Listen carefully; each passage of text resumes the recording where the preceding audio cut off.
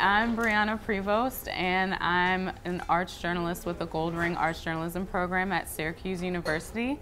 And I'm sitting here today with Peter Pullen, who is an artist in the community, and we are at the Cafe Kubal on University Avenue.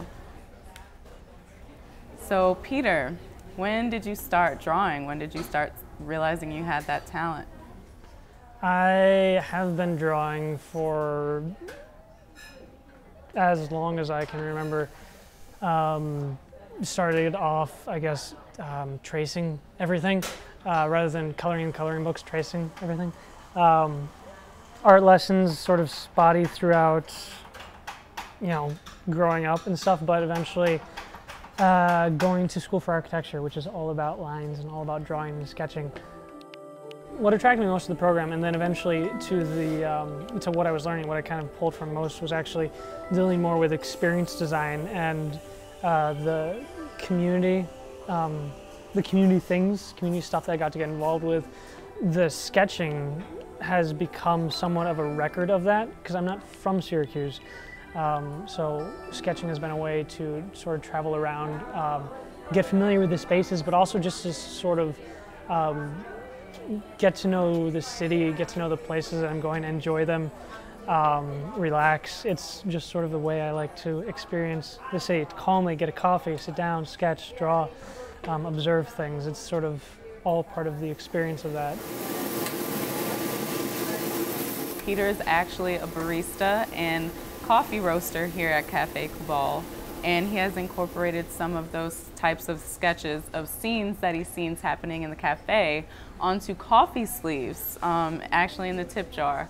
So you can view some of those there. Why don't you talk about some of the sketches you've done on sleeves? Yeah, so as I guess, whenever I got a moment, whenever I got a break, which is, this place can be kind of crazy, and as we were starting up, I would have these kind of calm moments, and I got to experiment, I guess, with things to draw on. I think it's like the kinds of sketches you draw are fun, but also the material you draw on is just an interesting question. It's a fun thing.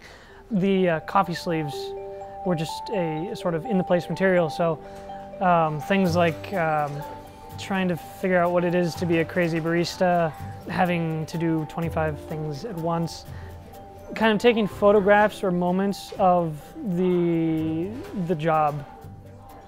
There's a lot of aesthetic to roasting and to being a barista, to a coffee environment. So I think I was fascinated by the mechanism of it, by the patterns of it, and the way I could sort of translate that into a drawing.